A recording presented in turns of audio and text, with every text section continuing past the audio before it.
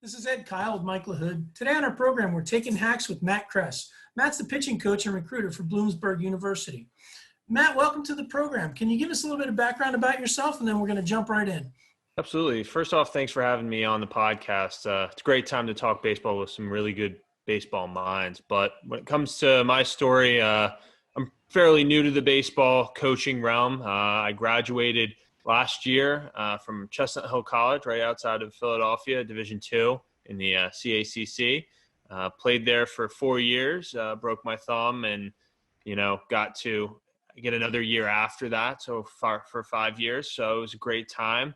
And then, of course, during that senior year, that second senior year that I got back via medical redshirt, I was looking into ways to stay into baseball. And so I had been helping out coaching at local organizations, Maple Zones, one of them with Ken Spangenberg.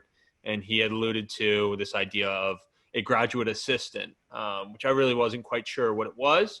And he very eloquently explained to me it was an opportunity for me to first, of course, get my foot in the door and get to coach.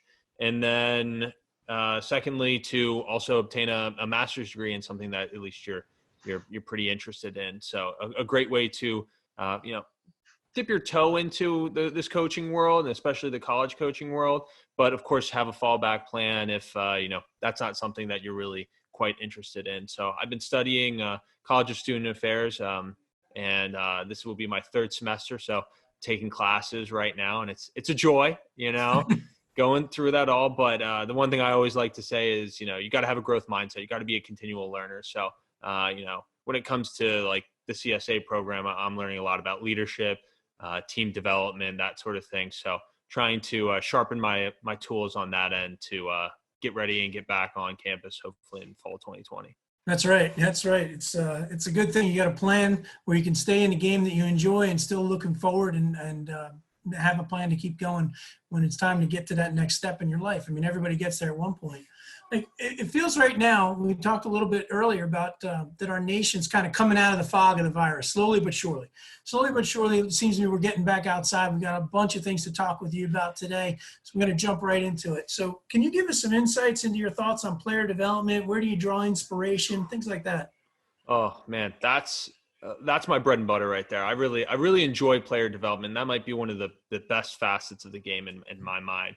So I think when it comes to my personal viewpoint on player development, I think that I'm not the only one who will say this, but you need to look at the major leagues, right? You need to look at the teams that are consistently turning out guys from their minor league system, somewhat out of nowhere, just guys from like, the 30th round. And these guys are ending up being really big time producers from them. So reading up stuff like I know I read Astro Ball talking about the Astros and their player development systems, not talking about their trash can banging, but of course talking about player development.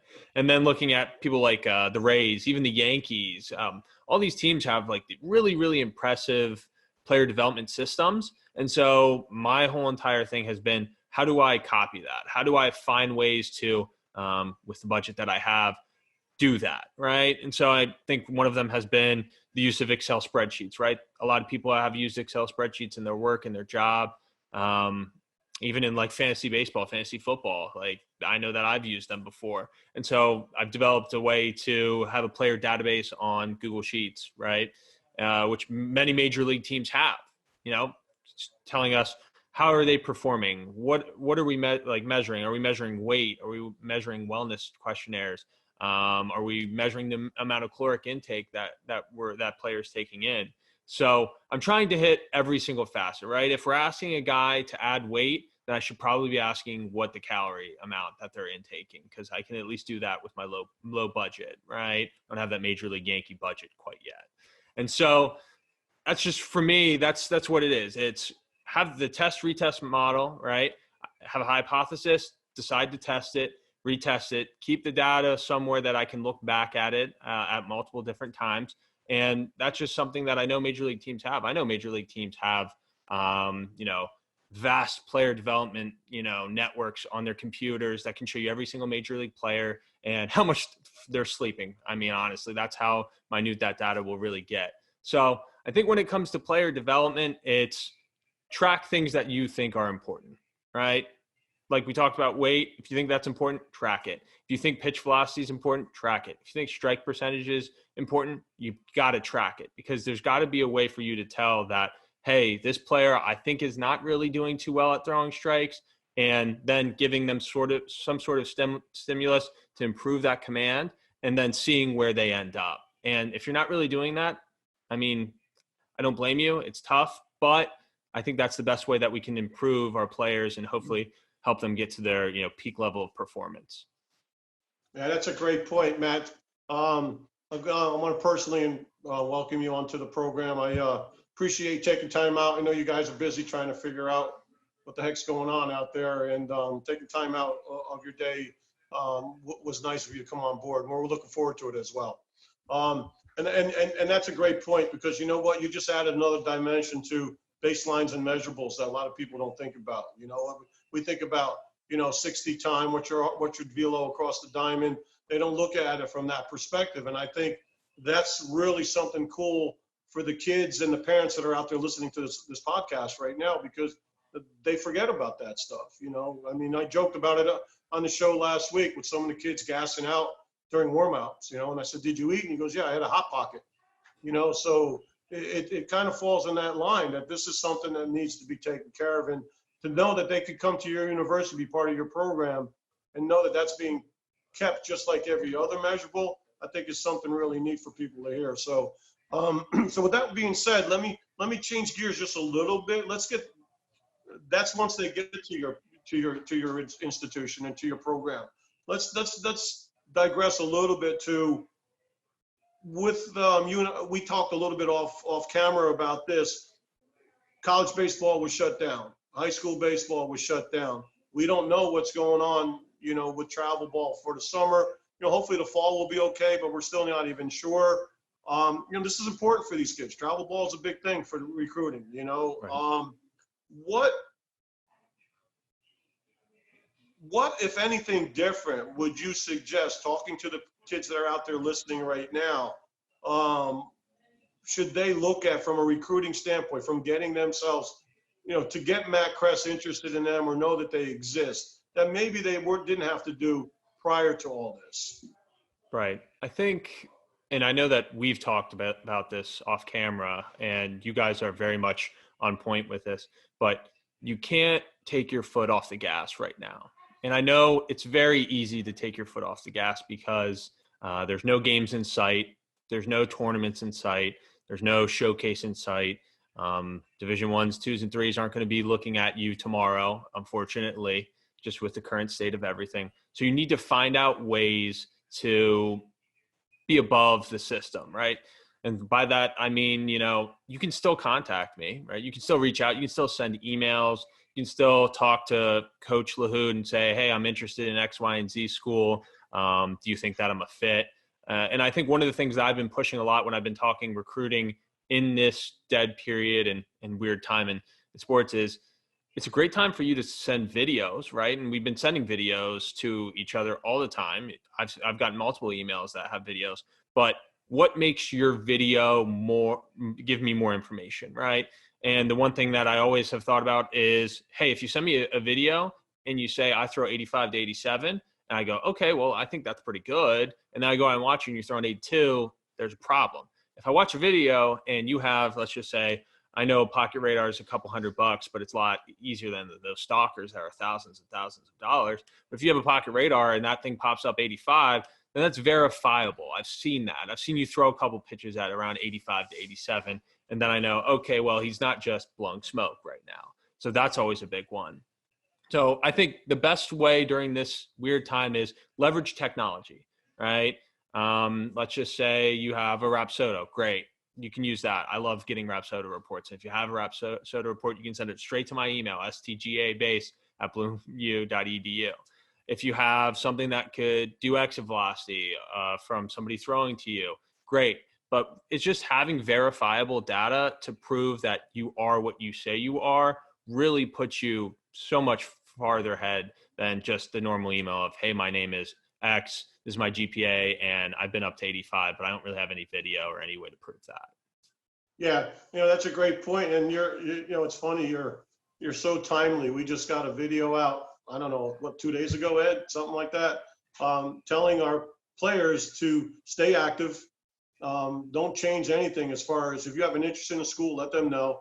But you really, I put a big emphasis. You need to accompany that with a video now, because they can't come out and see you. You know, Right. so it's so important. So thank you for making me look so intelligent right there. I appreciate it. So, all right, so that's great. That's great information. And obviously, you know, we agree with that as well. And I'm sure a lot of people are looking at that the same way. So let's look at the other side of that. We don't know, you know, you guys are in a dead period. If people don't know that, that means they can't see anybody off campus. Right now, they've extended it to June 30th. So camps, showcases, team camps, team showcases. Well, they can't happen right now in any state that I know of, or at least not up in our area. Right. Let's just say it's a perfect world and they are going on. Is it worth it? Should parents be going to? Is there a criteria? Is there an equation or something that tells them, yeah, you should go to this one, but not to that one? And then if there's anything you want to add because of what's going on that changes that opinion, please share it with us. Right. And I think, I mean, I'm very young, right? I'm 24 years old. So I just got out of college baseball. So I had this conversation a lot with my parents, my travel organizations. It's, well, you know, it's great that like we're going to these tournaments, but I want to go to, let's just say hypothetically, a huge Division I school. I want to go there. Like, why don't I just go to their camp? They have a camp. I can get right in front of them. Right. And, you know, we're not going to name names, but a lot of these camps they're just money-making schemes. And that's fine. Like you have to make money to keep your program, and they're probably run into a few players, right? I'm not going to deny that.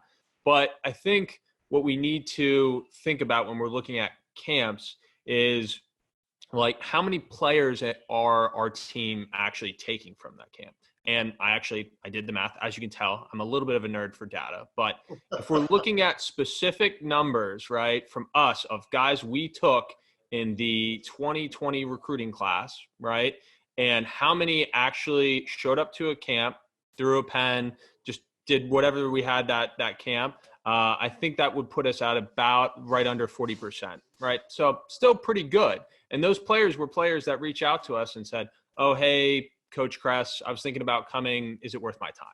And I'd say, yeah, no, I saw you at X, Y, and Z showcase. I think it's a great opportunity to come see the campus, get to play on our field, get to talk to our coaches.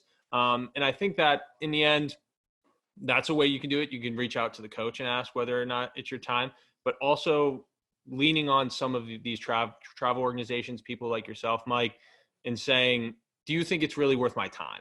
Right? Because sometimes there has to be an honest assessment of, well, this is really not your time. You know, this is not your place. It's not your time. I don't think it's worth it. But there are, especially at these non-Division I levels, these camps actually do turn into offers. And I think that's the thing I want to point out. It's that, you know, there's this like mystique around camps being like this really bad, just money laundering scheme. But in the end, there actually is a lot of good opportunities. And there are guys that get offers from just showing up on campus, getting some of the coaching, getting to talk, and end up going to the university. It happens at least at Bloomsburg. You know, definitely a couple times, but I mean, even this year, it's like right under 40%. It's impressive. Yeah. So don't discount it. Yeah, no, that's good too. And you know, it's like any other industry. You know, you've got, like you said before, we're not going to name names. You've got your good, you've got your, I'm not going to say bad, but you've got your not so good. Let's just call it that. And I think that's why on this end, and we've talked again off camera, I keep referencing that. That's why we tell our kids, just if nothing else, make sure it's a school of interest.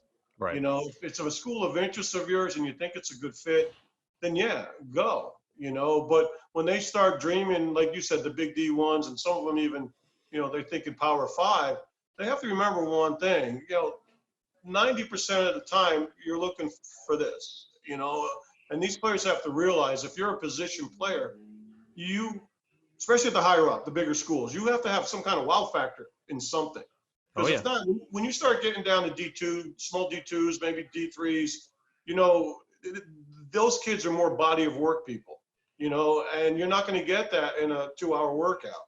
And they can hurt sometimes themselves rather than help themselves, you know. And so I don't mean it to be discouraging, but back to the point that you made, let's be honest with our kids. And I think we do a good job with that, and keep them in reality and keep them in their realm. I'm not one to say, I let coaches decide whether someone's D1, D2, D3. But Right. if I'm asked to give an evaluation of one of my players, I give my opinion. But I let them know that it's an opinion. And I don't want to sound cocky, but it's a pretty educated opinion. But I always leave it up. That's up for you guys to decide, what you can play. So they're really good points, really good points. So let me go back to another thing that we were talking about before. The emails and stuff like that. It's another thing that's a big topic. Are they valuable? Are they not valuable? Or, should I do it? Should I not do it? We tell them you need to be contacting coaches. You need to contact kind of like a broad net in the beginning, kind of like what you guys do, and then you see what interest you get. And then you see, and then you start shorting it down, and then you're starting to look for fit and so on and so forth. With that email, now adding the video because of where we're at, is it worth it? I mean, is it something that's underrated, or is it something that maybe is overrated? I hate using this answer, but it depends, of course, right? And I think the big thing that we need to take out of this is right. We've already talked about having verifiable data on your video. That'll be perfect, right? That gives us an opportunity. And then the other thing is that you got to understand that when you say, "Hey, I'm Matt Kress. I played for NJ baseball last year and I'm going to play for next summer," that recruiter at that university probably knows Mike LaHood. Okay, well, he's going to have to reach out to Mike LaHood and say, "Mike, do you really think that he's a player that's going to come to my university? He's going to be an impact player for me?" And that honest evaluation is honestly going to come from a little bit your travel organization or your high school coach. And then, of course, once I get I think he's a player that could fit at Bloomsburg University, that's when I step in. That's when I go see it with my own eyes, and then we'll decide whether or not it's actually worth my time. So the emails are a great touching point, right? Like reaching out, getting in a recruiting database for the university so that you get the opportunity to get the email about a camp and opportunity. But I think you still need to weigh that email with relying on the people that have gotten you to where you are, right? Yeah. Because they have a really good feel for the game. That's why they're there. That's why they've been in the industry for so many years. And they'll tell you that there's no reason for you to reach out to Florida if you're not touching 80. That's right. And I even think that like, it's just like, it's not worth your time. They're probably not going to answer. And I think that there's better options. So I think emails are good, but again, talk to your high school coaches, talk to your travel organization coaches and see what they think. I'm going to reach out to A, B, and C school. Do you think that's worth my time? And I'm pretty sure that those coaches can really give you a good idea of if it's worth your time and if we're really going to go forward and go into that recruiting process with that athlete. Yeah, no, that's a good point. I'm glad I went back because you added some things there too I thought were important for them to hear, and you kind of like summed it up. I just wanted you to, we kind of moved on. I moved on quick on you on that one, and I wanted to give you an opportunity to summarize it up, and you did a good job with that. So, and they're all really good points, and different organizations look at them from a different approach, on your end, on our end. But at the end of the day, if they're giving you what you need, that's what's important. But I always tell my guys, look, you can't be a prospect. You can be on evaluation process, but you can't be a true prospect till they come out so you play. That's just the way it is. Unless, you're doing astronomical things and everyone's talking about it and it's been verified a million times across the board, by other scouts or whatever, but those are few and far between. You got to be 6'7", throwing 97 to get that kind of, so that's real good. That's real good. So let's go to another point too.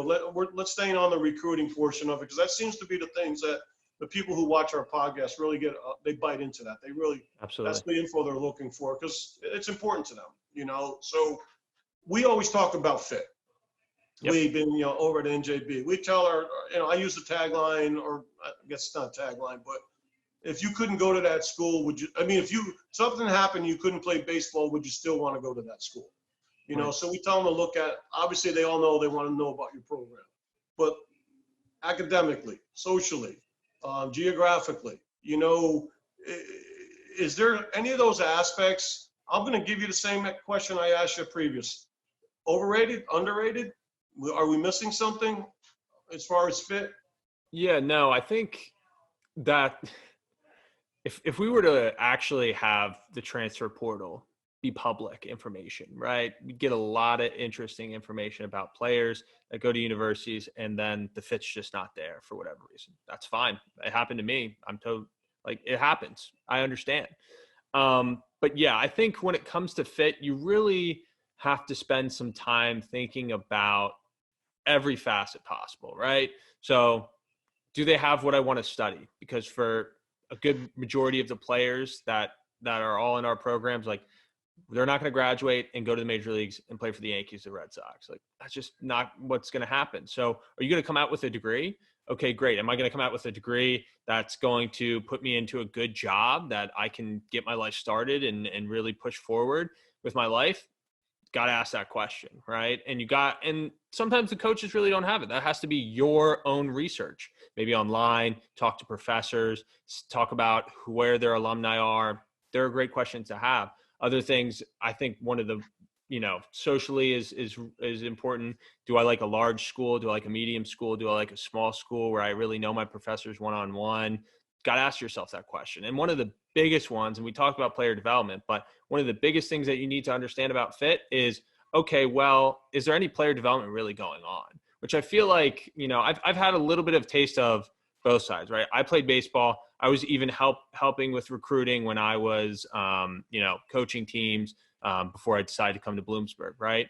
But not a lot of kids or parents are asking questions like, what do you do to develop a player to have better command, to get more swing and misses, to become better pitchers or become better hitters? And, that's honestly, for some people, that's a really tough question, because you might ask that and it's like, well, we inter squat a lot. And like, that's great. And I don't discount the fact that inter squatting is important, but what about some of the tools that you're using? What about some of the philosophies? Talk about your philosophies in baseball about how you develop your players to become better. And I don't see that a lot. I know that that's at least a big pitch for us at Bloomsburg, at least on both batting and the pitching side. But when it comes to me and trying to get a pitching recruit to come into Bloomsburg, I'm talking a lot about, hey, we are doing a lot of testing, a lot of retesting, and then a lot of retesting after that, because we want to make you the best player that you can be, so Bloomsburg can be good and you can have a good time competing and being on the mound, right? And that's what you want. You don't want to go to a university and not play and be the 50th man on the roster and just sit there and rot away for a couple of years. I mean, that works for some people and God bless them. But for most of us, we want to go, we want to get a good education. We want to have friends, make good friends, know our teachers, get a good degree, and move on from that 4-year experience into the real world. So fit's huge. And I feel like not enough people are seeing how multifaceted fit really is. That's right. That's right. No, those are great points. I'm glad I asked you that question. And one little thing we touch upon too, if you don't mind, that they have to look at too, and you kind of touched upon it in the very beginning of your answer there. They have to look at it. When I try to simplify this, when I'm talking to somebody about the recruiting process, on the player's side, it's all about fit. But what they forget to realize, especially when they're looking for the brand name, on the team side, it's all about need. I mean, if they don't need a catcher, why are you going to take their 20%? Well, it has to be more than that, but 30% offer. I mean, for what? Just so you can wear that logo? Because that's all you're going to get out of it. Or you're going to be a bullpen catcher for 2 years, and they're going to bring some stud in from 2 years behind you, and he's jumping right ahead of you. So it's all about need too. Take a look at the roster when you're looking at a school. Yeah. Look at the roster. See what kind of kids they're recruiting, what area, what size at the position maybe that you play. There's two sides to that coin, and I think the other side, if I were to answer my own question, the underrated side is the need side from you guys. Yeah, absolutely. And I'll jump off that as well. I totally agree. You got to understand that there is a hierarchy, right? Of there's seniors at your position that we're recruiting, there's juniors, there's sophomores, there's freshmen. And again, like we talked about, you have to do your own research, right? If I'm sitting there and I have a senior, a junior, and a sophomore playing second base, and I'm recruiting you to come in and play second base, you should look at that and be like, well, I don't know. I mean, Why am I going to come here and sit behind 3 guys for the next 3 years and play 1 year? Right. And that's something that you can easily do by going on to the university website, checking the roster, seeing what's happening. Now, I do think that there is a little bit of a wrench thrown into that with the increase in roster size at multiple different levels of Division 1, 2, and 3. But if anything, it needs to make you more aware of what's going on, right? Yeah. Who's coming in, who's leaving, what does it look like my opportunity for the next 2-3 years? What does that outlook look like? Am I going to play? Am I going to sit the bench? Got to ask these questions. That's right. Yeah. No, good point. And I'll piggyback a little bit, on one of the statements you made too. I think when they go on visits, whenever we get to this point, I'm hoping that we will. So I'm just going to ask the question like we were going to, where you're actually going to be able to talk to some kids and evaluate them, and hopefully, get to the point where you're recruiting and making offers. I think one of the things that parents have to ask is exactly what you just said. A lot of 35-man, or a lot of teams try to go 32 now, are going to be blown away with incoming, returning seniors, juniors that might have went in the draft later that not going to go now because it's only 5 rounds. Right. There's a lot of things. That would be a question I think they should ask. How many guys are you looking at? And I could see your roster online, but how many catchers are you really going to have if everyone comes back in those groups we just mentioned? Incoming, coming back, and juniors not going into draft because it's cut to 5 rounds. I mean, Right. I would think that would be something they definitely should add to their arsenal of questions. I say arsenal, I mean the moms.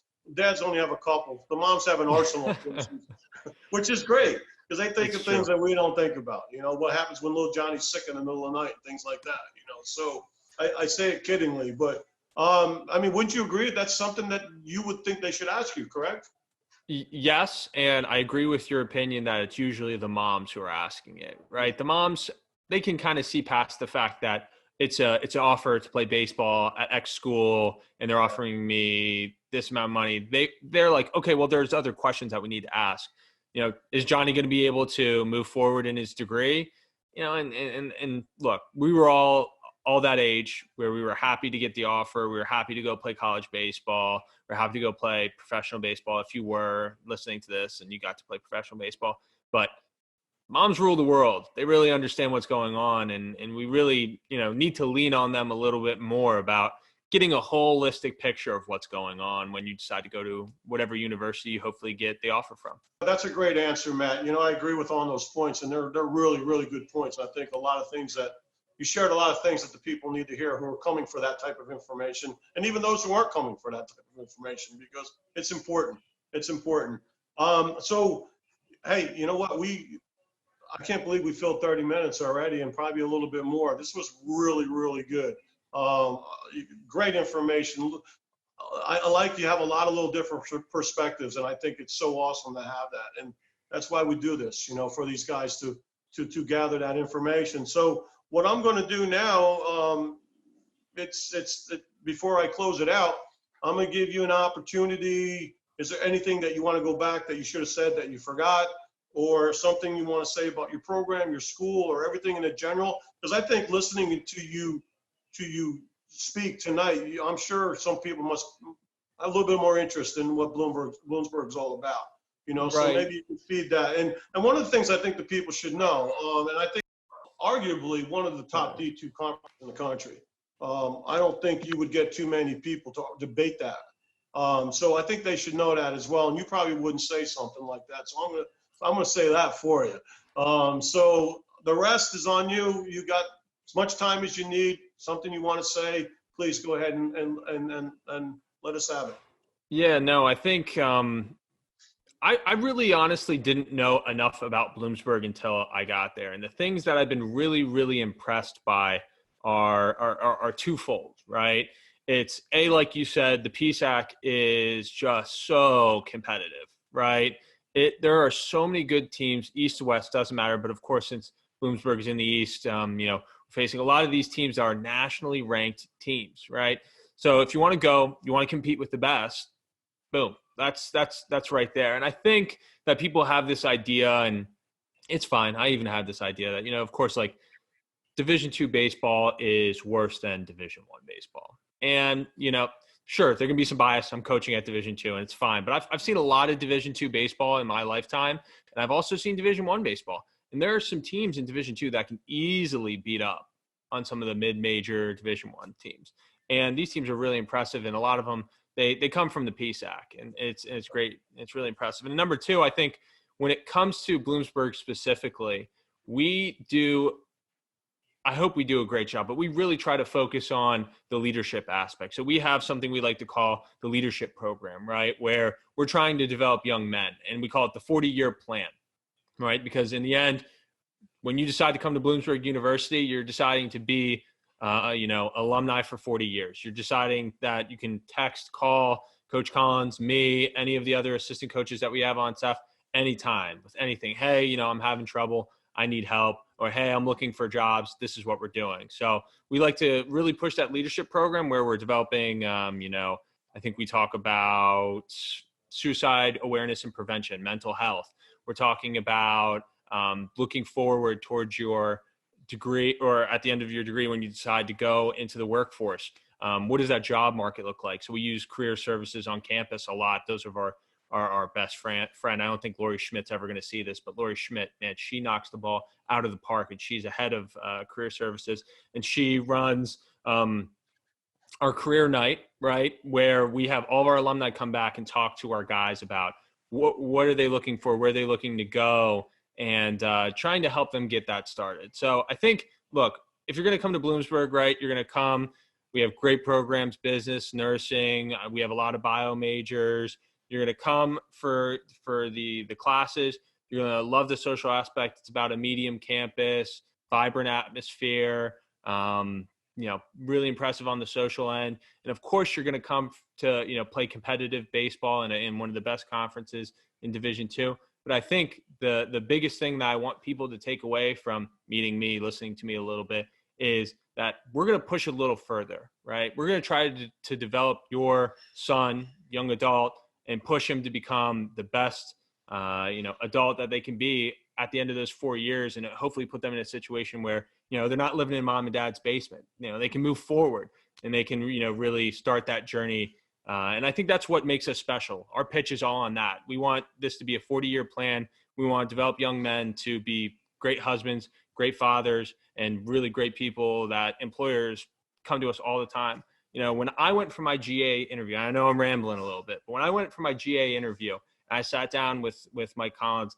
I thought this was going to be like a baseball think tank, right? We were going to go back and forth. And after I rambled a little bit, he stopped me and he's like, okay, well, I like what you're saying. So let me talk a little bit about the team. And he didn't say, oh, here's our ace pitcher, this guy, blah, blah. He said, oh, yeah, well, here's player A, and he's already got an offer to, work at PPL Electric. I'm like, I'm sorry, what? And he's like, oh, this guy, he's already got offered to work in real estate, and he's not even done with his senior year. Oh, this guy's got an internship here, blah, blah, blah. And I was like, I've never thought of it that way. And that's so impressive that one of the first things a coach talks to me, a potential, graduate assistant to help the team, was about where they're going after they're done with their degree and at what job offers they have. And I think that resonates and shows you how impressive the program that Mike Collins has really built for us. And I think that's the big pitch right there. We want to make sure that after your 4 years, you're really set for the rest of your life. So. Yeah, no, that's I think that's the kind of info we were talking about moms before. I think you just appeal to a lot of moms right now. And I will, reiterate a little bit. I've had the opportunity to meet Coach Collins. He's been out a couple times to watch a couple of our players, and even the conversations about players, he has that little bit of a different perspective when he's talking to me and asking questions. Because at a certain point, the physical, if you know what you're doing, they speak for themselves. So now you got to dig a little bit more, and he definitely came from that aspect, but it was all positive. It was never a negative thing. So I could see how the program has that personality, if you will, and it's not a bad thing. That's for sure. So that was really good. That was great information. So, hey, again, this was great. I really, really appreciate you taking the time, coming on board. This is something we're going to try to keep going, as long as we can. Obviously, once we get into the season and start traveling, we might not be able to do it on a weekly basis, but, we would love to down the road revisit with you and, maybe talk about some of the things that we talked about here and see how it actually turned out.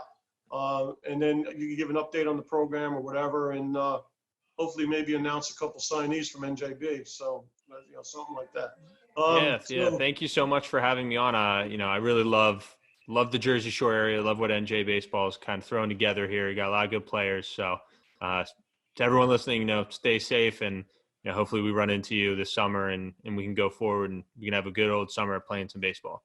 Yeah, I hear you. I look forward to it, and I appreciate the kind words about the program. And so let's I guess, as they say, it's a wrap. So once again, thanks for coming out, and I'll talk to you soon. Yep. Thanks for having me. All right. Thanks, Matt, for joining us today. Your insights on player development and what the recruiting process will look like this year provides our viewers with a good sense of what they should and should not be doing to promote themselves. Join us next time when Ryan Bucaferni, a physical therapist and strength trainer from Peak Performance, speaks with us about some of the most common impairments he observes in the throwing motion and how to correct them. Until then, from Mike LaHood, I'm Ed Kyle, and we're taking hacks with New Jersey Baseball.